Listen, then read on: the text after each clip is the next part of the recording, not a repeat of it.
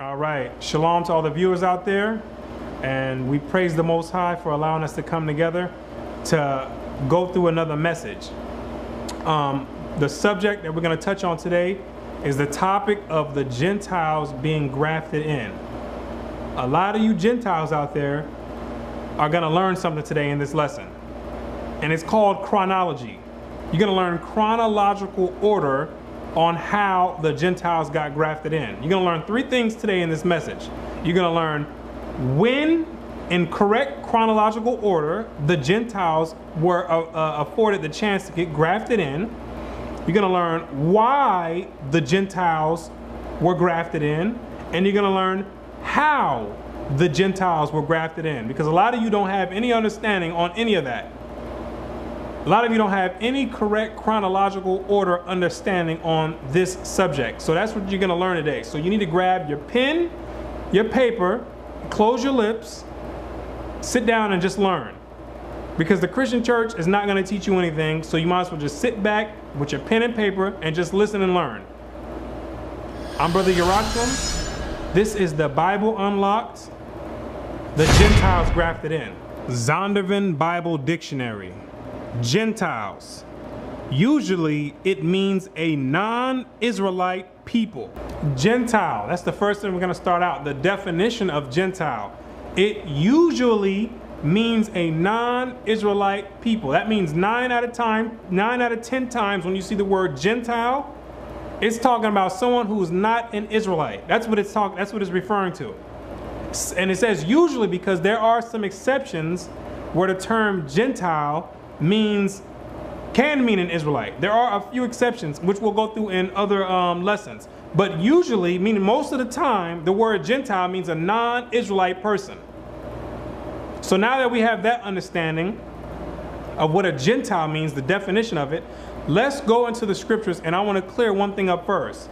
Because a lot of you out there believe that when Christ jumped on the scene, that he was had some big melting pot of different races around him and different nationalities, and that everybody was just coming along and holding hands and kumbayan. That's what a lot of you have the misconception on. And I'm going to show you first that Christ, when he was on the scene, was not dealing with Gentiles. He was not, his mission primarily when he was on earth was not for Gentiles. It was for his own people. It was for the 12 tribes of Israel. So I want to clear this up first before we find out how the Gentiles came into the fold. Matthew 15, verse 24.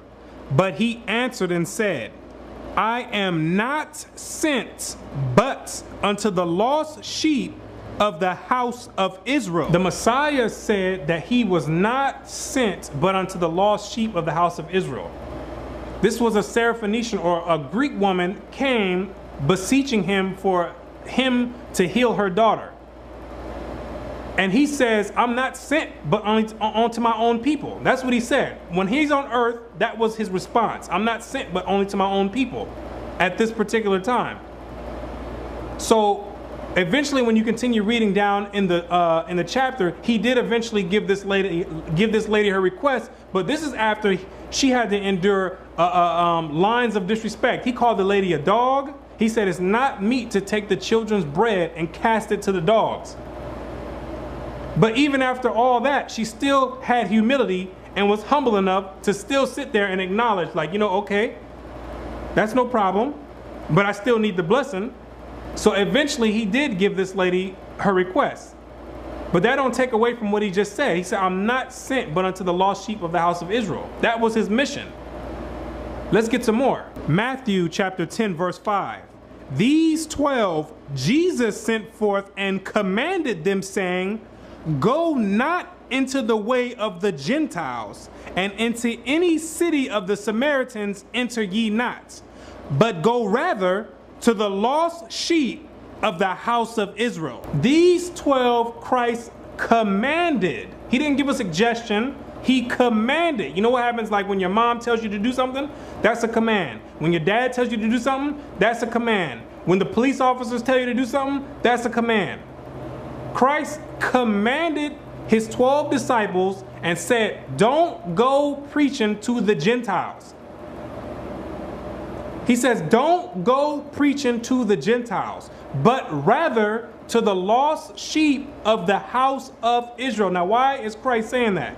Because when he was on earth, his mission was primarily for his own people. That's what you're going to read when you go through the scriptures. It was for his own people. The Gentiles were not in mention when Christ was on the scene, as you're going to find out even more as we continue going through this lesson. Christ was dealing with his own people. Now, let's get the Christian scholars, your Christian scholars, let's see if they have the same interpretation when they go through the scriptures, or if they're lying to you in the Christian church. Let's find out if I'm just making this up or if my interpretation is incorrect. And let's go to the Christian scholars and find out what they say. Zondervan Bible Dictionary. Gentiles.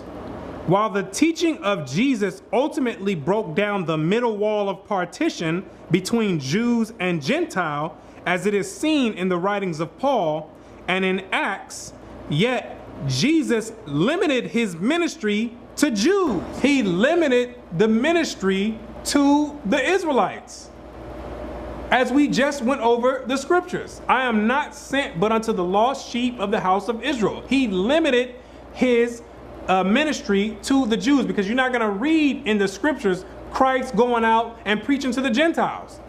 You're not going to read about Christ going out to Asia and preaching to the Asians. You're not going to read about Christ going to Europe and preaching to the Europeans, or to Africa preaching to the Africans. You're not going to read that in the scriptures. You're going to read him staying in the land of Israel amongst his own people. That's what you're going to read. With rare exceptions, Samaritan, John 4 verse 1 through 42, the Syrophoenician woman, the Greeks in John, he instructed his 12 disciples, go not into the way of the Gentiles. Now, this is what the Christian scholars know. A lot of you get upset when this information comes out, but that's not my problem.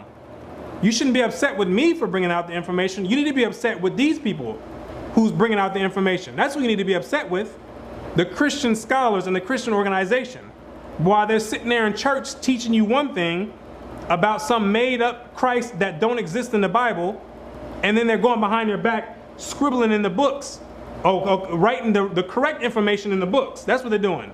Telling you a false doctrine and then going behind and writing the real information in the books, because they know they can teach you anything in the Christian church, and you're just gonna absorb it all.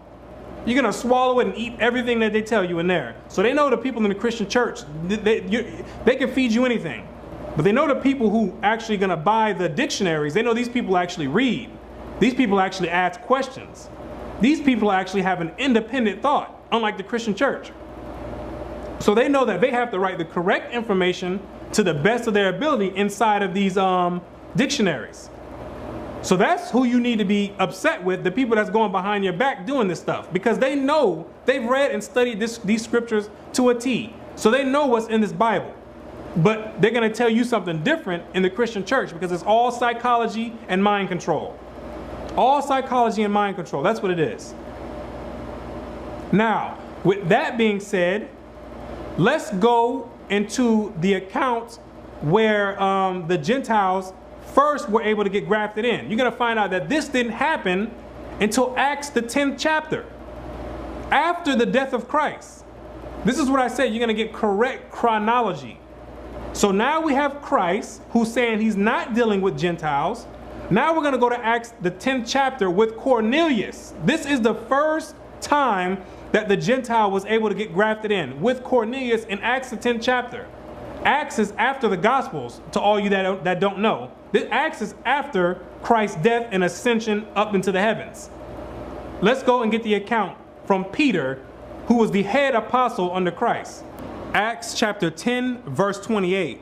And he said unto them, ye know how it is an unlawful thing for a man that is a Jew to keep company or come unto one of another nation.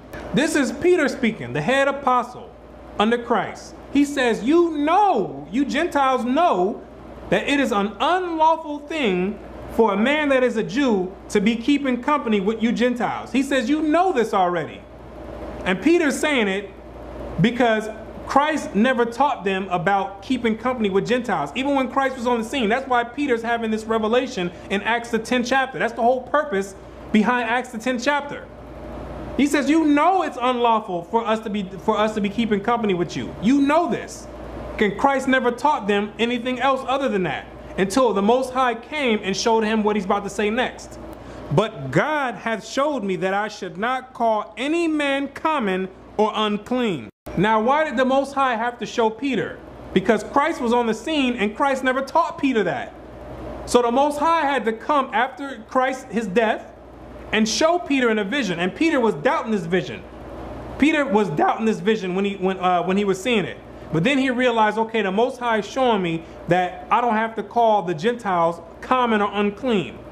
This is the beginning of the Gentiles being grafted in, not when Christ was on the scene. Because if the Gentiles were grafted in when Christ was on the scene, there would be no need for Acts the 10th chapter. There would be no need for Cornelius. There would be no need for any of that. But that's the whole purpose behind Cornelius. Now, from here, Acts the 10th chapter, now we're going to go into Paul, the apostle of the Gentiles, and he's going to explain to a T how the Gentiles were grafted in and why the Gentiles were grafted in.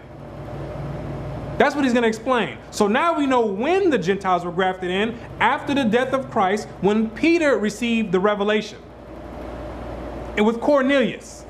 Nothing to do with Christ or anything that happened during the time of Christ. A lot of you got upset with the John 3:16 video. None of that has to do with Gentiles. The God so loved the world was talking about the world of Israel. That's what it was referring to. Christ wasn't dealing with Gentiles when he was on the scene. It's nothing hard to be understood. There's nothing hard about that to be understood. A lot of you got upset with the John 3:16 video. It has nothing. 90% of Christ, 90% of his parables, of his speeches, had nothing to do with Gentiles. Nothing to do with Gentiles at all.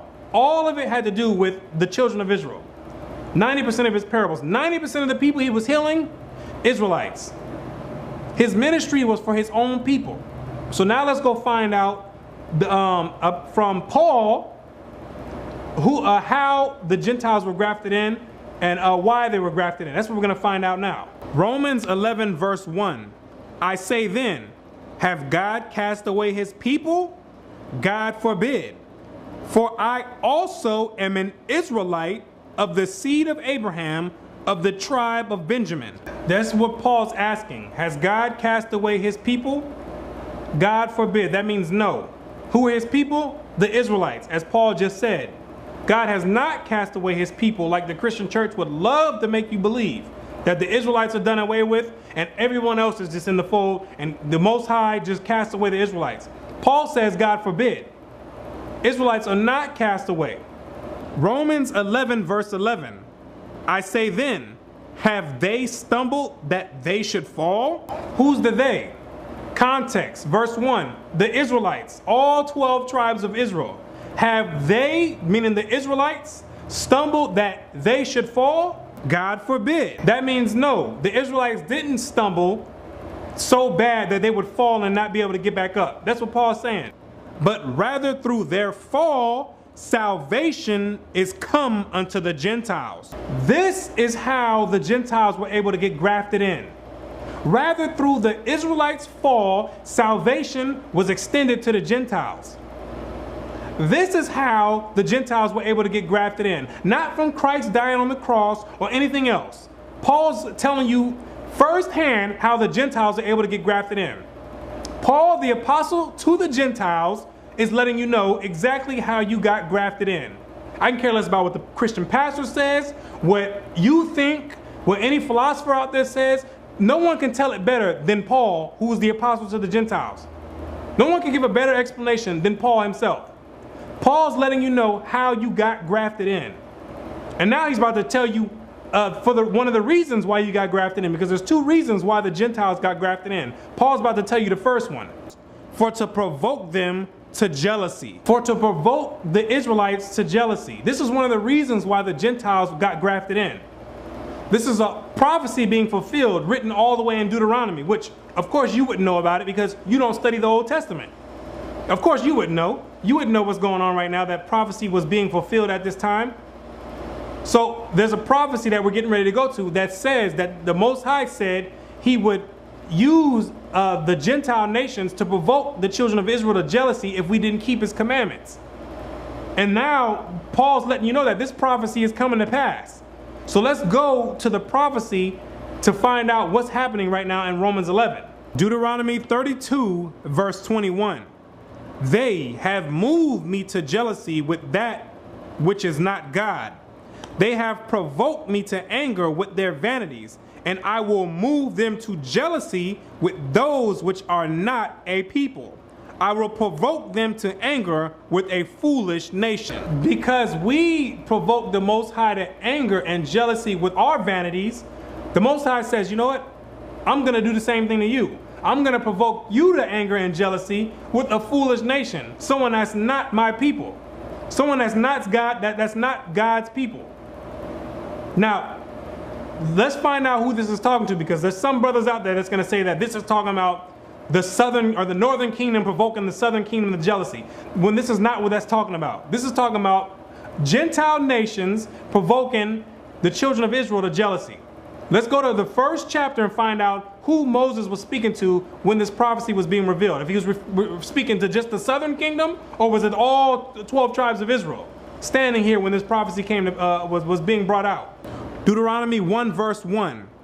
These be the words which Moses spake unto all Israel on this side Jordan in the wilderness. So the Most High was speaking to all 12 tribes of Israel through Moses when he brought out the prophecy that he would provoke the 12 tribes of Israel to jealousy with a foolish nation and those that are not a people.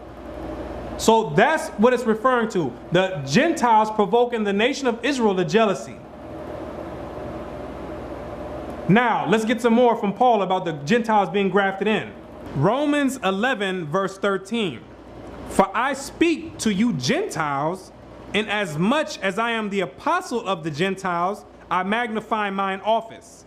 If by any means I may provoke to emulation them which are my flesh, and might save some of them. Paul says, I'm speaking to you Gentiles, and I'm letting you know that by any means I'm doing what I have to do if I may provoke some of them to jealousy, which are my flesh. He says, even if it has to do with grafting you in and preaching the word to you, I'm doing what I have to do in order to bring my flesh and blood back into the fold. Now let's find out who Paul's flesh is according to Paul himself. Let's find out who his flesh is. Romans 9 verse 3. For I could wish that myself were accursed from Christ for my brethren, my kinsmen according to the flesh, who are Israelites. He's talking about all 12 tribes of Israel, northern and southern kingdom. That's his flesh. Who are Israelites? So that's who he's trying to provoke back, provoke to jealousy, so he might save some of them. That's what Paul was doing and using the Gentiles for, to provoke to jealousy the 12 tribes of Israel, so he can bring them back to the fold and save some of them if it may be possible. So now we know the first reason why the Gentiles were grafted into the fold. And it was to provoke the nation of Israel to jealousy, so that some of them, when the jealousy came on them, that they would come back to the Most High. Now let's find out the second reason why the Gentiles got grafted in, because there's another reason why the Gentiles are able to get grafted into the fold. Watch. Acts chapter 15 verse 14. Simeon hath declared how God at the first did visit the Gentiles to take out of them a people for his name. Simeon is also aka Peter. Simeon says that the Most High did at first visit the Gentiles to take out of them a people for his name. When did it start? In Acts the 10th chapter with Cornelius. That's when the Most High visited the Gentiles, not during the time of Christ. In Acts the 10th chapter with Cornelius. That's when the Most High visited the Gentiles. And to this agree the words of the prophets, as it is written. And now Simeon's about to quote something as it is written, something in the Old Testament he's making a reference to, and we're going to get that in a second. After this I will return and will build again the tabernacle of David, which is fallen down. And I will build again the ruins thereof, and will set it up, that the residue of men might seek after the Lord, and all the Gentiles upon whom my name is called, saith the Lord, who doeth all these things. Now, Simeon just paraphrased a prophecy from the Old Testament. Now we're going to go to the exact prophecy that he was paraphrasing, so we can get the full understanding on what Peter was referring to, or what Simeon was referring to. Let's go to the Old Testament account, because he said, as it is written. So let's go to where it's written to find out what Simeon was referring to. Amos 9 verse 11. In that day will I raise up the tabernacle of David that is fallen, and close up the breaches thereof. And I will raise up his ruins, and I will build it as the days of old. The same thing we read already in Acts 15.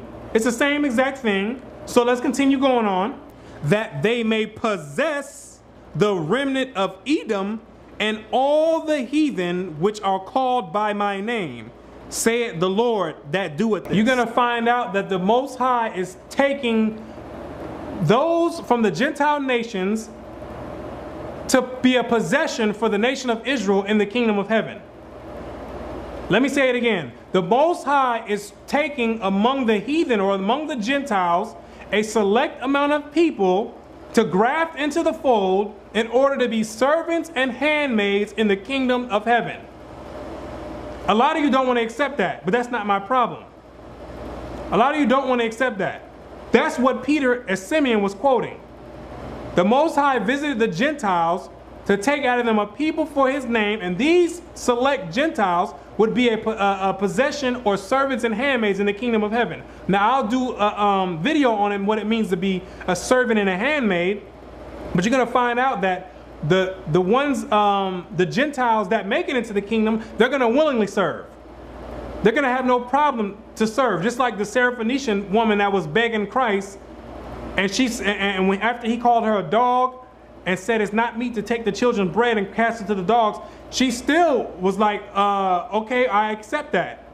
And then he blessed her. They're going to be people like that, like Cornelius, like Ruth. There's going to be people that's willing to serve. And it's not talking about whipping and chains and all that. That's not what it's referring to when it's being a possession or servants and handmaids. I'll do a video on that to give a full explanation. But those people that make it into the kingdom, the Gentiles that make it to the kingdom, are going to have a problem serving the children of Israel, because it's going to be in righteousness. That's what's going on right now with the Gentiles being grafted in. That's what the whole ordeal is about. Not everybody holding hands and kumbaya and everybody just whole big rainbow family. That's not what it's dealing with. It's dealing with a social a structure in the kingdom of heaven that's going to be set up. You can't have a kingdom without rulers and subjects.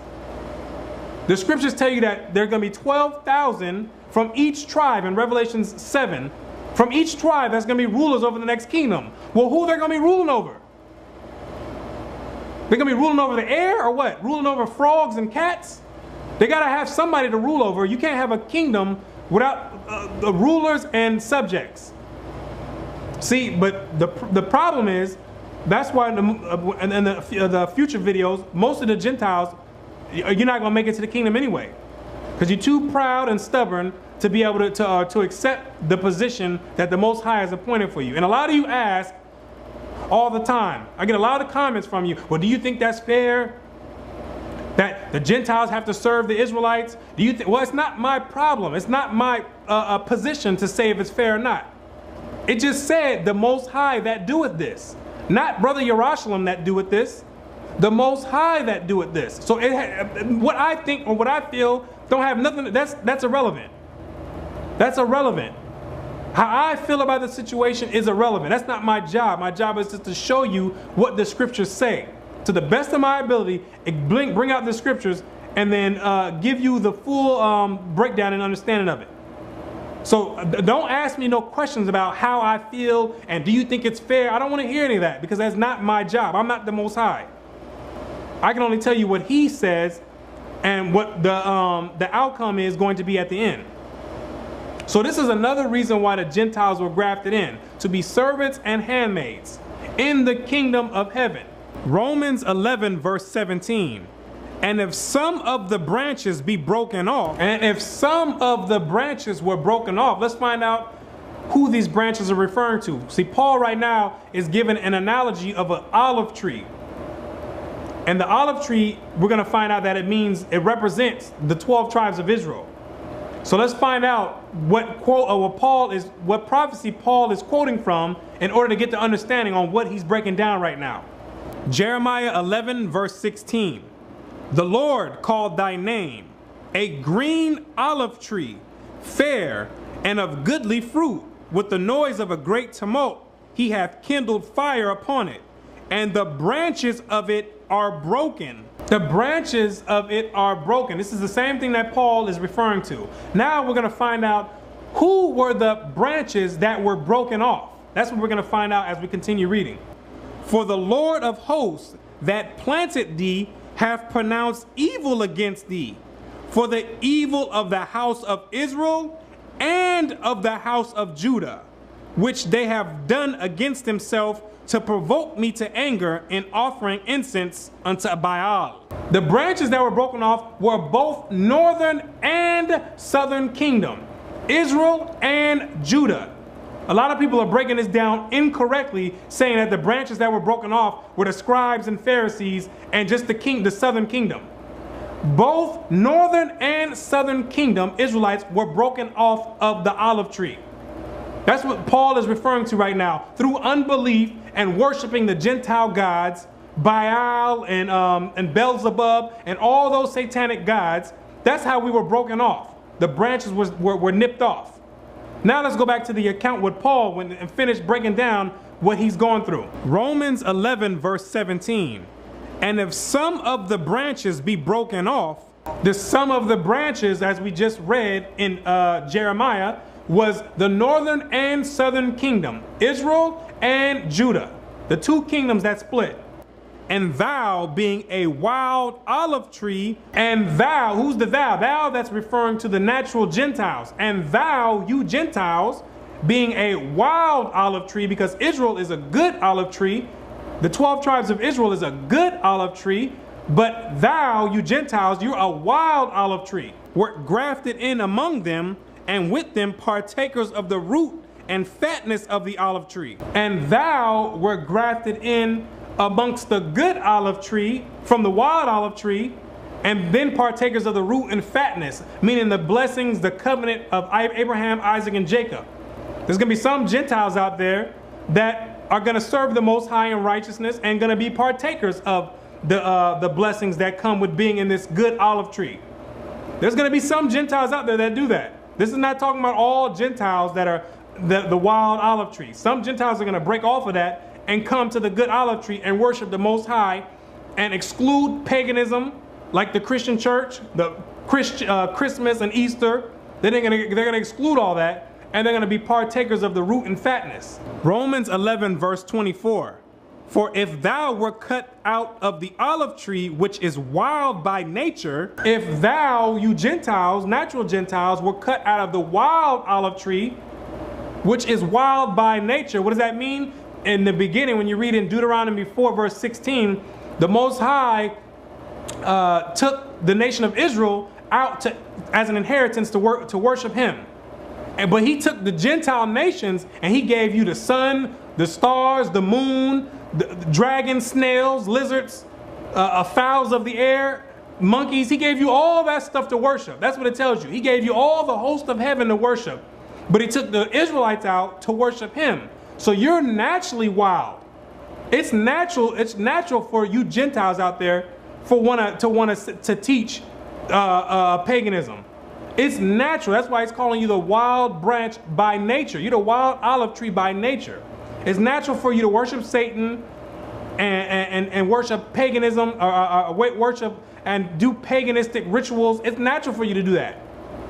That's why when the Gentiles got grafted in, it didn't take nothing but 100, 200 years later after Christ for you to pervert the entire doctrine of Christianity, or the entire gospel and the entire word. It didn't take long for you, because it's natural for you to do that. That's what Paul is breaking down right now. And all the 90% of the comments I get about we don't have to keep no commandments, guess who it comes from? The Gentiles. Because I got to remember sometimes, you know what? They're the naturally wild branches. So it's natural for you to not want to keep any commandments. And it's natural for you to gravitate towards homosexuality and bestiality. It's natural for a lot of you guys to do that. And gay marriages. It's natural for you to do that and not keep none of God's commandments. So I have to remind myself sometimes when I see those. I rarely see Israelites, whether they know they're Israelites or not, come on the channel and say, we don't have to keep no commandments. I rarely see that. And were grafted contrary to nature into a good olive tree, and you were grafted contrary to nature. Because the natural, like I said, naturally, your tendency is to go and worship Satan. The proof is in the pudding. Look at the Christian doctrine now, after the Gentiles taking it over. Now you're doing Christmas, you're doing Easter, you're doing Halloween, you're doing Sunday worship. You ain't keeping no commandments. You're doing everything that you used to do before you got grafted in. That's what the majority of the Gentiles out there are doing. You're doing all the same rituals that your forefathers did before you were grafted in. All you did was take the Bible and mask it over. That's all you did. Naturally, you're grafted in contrary to nature. That means the ones of you that get grafted in, you're going to have to cut off those ties. You're going to have to cut off all those dealings that your forefathers dealt with. All that pagan Christianity, all that Satan worship. You're going to have to cut all that out. And that's why it's going to be just as hard for the Gentiles to get into the kingdom as it is for the Israelites. Because you're going to have to cut off what's natural to you. It's natural for you to deal with horoscopes and zodiac signs. It's natural for you to be dealing with that stuff. And looking in the stars and creating gods and stuff out of it. And Mother Nature and Father Time. That stuff is natural for you. You introduce that stuff to the world. So that's natural.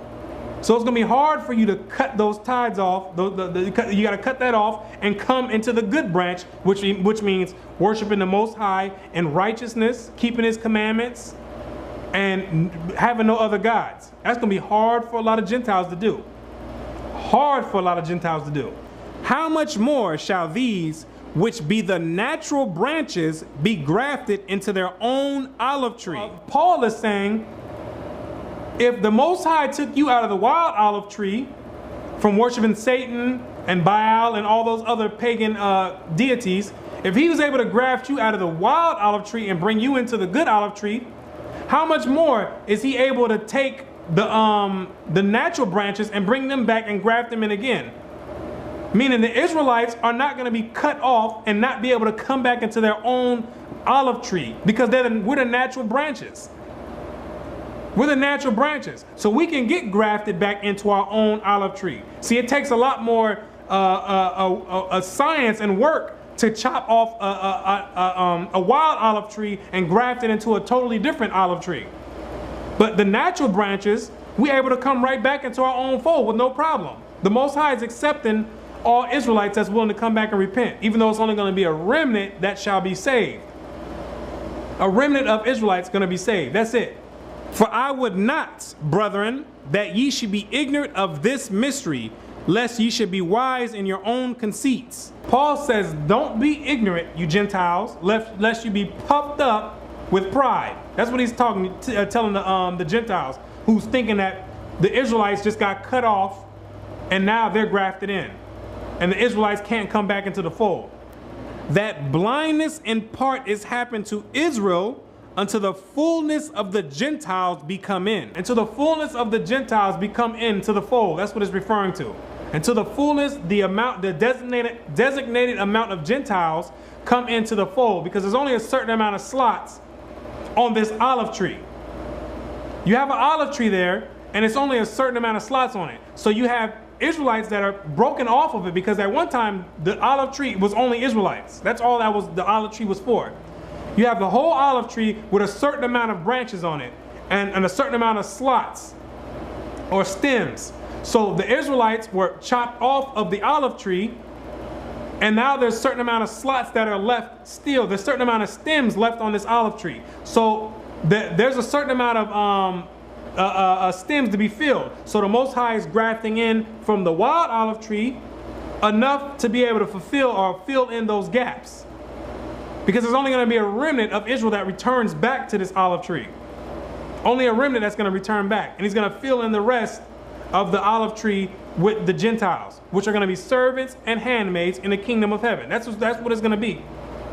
Going to be servants and handmaids in the kingdom of heaven. So by default, there's going to be more Gentiles than there is Israelites, because only a remnant of Israel is going to be saved. And it tells you in Amos the 9th chapter, only a remnant, or there's going to be a remnant of Edomites that make it, and there's going to be an amount of the other nations that make it as well. But the Edomites, who are the so-called Caucasians, it's only going to be a remnant of you that make it. Only a small amount. We'll get into that in further lessons. Only a small amount of you going to make it. That's it. Because you're going to stick to that wild olive tree. You're going to stick to the paganism. You're going to stick to that. And only a small amount of you are going to break off from that, your pagan ancestry, and going to come to the good olive tree. And so all Israel shall be saved, as it is written, there shall come out of Zion the deliverer, and shall turn away ungodliness from Jacob. So all Israel is going to be saved when it's all said and done. All 12 tribes, the elect from the 12 tribes of Israel, all 12 tribes are going to be saved. Because in the verse 1, the subject was, did God cast away his people? And the answer was no. So at the end of everything, the Gentiles being come into the fold, the fullness of the Gentiles be come in, at the end of the day, all 12 tribes of Israel are still going to be saved. So now we have a clear understanding on chronology of regarding the Gentiles. Now we know when, how, and why the Gentiles were grafted into the fold.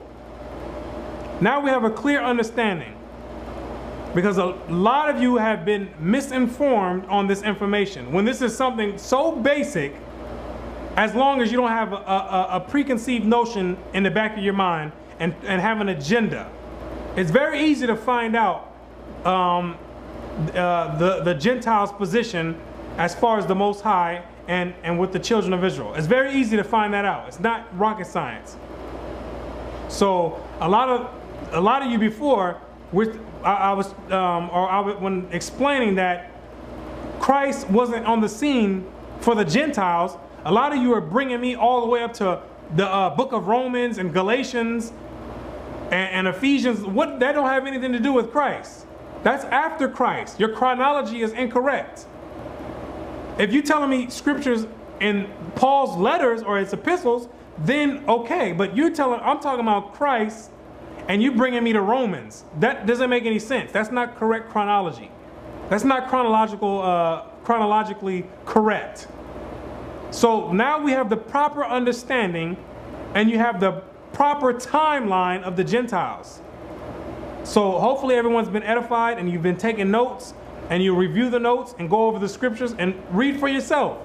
It's not anything hard to find out.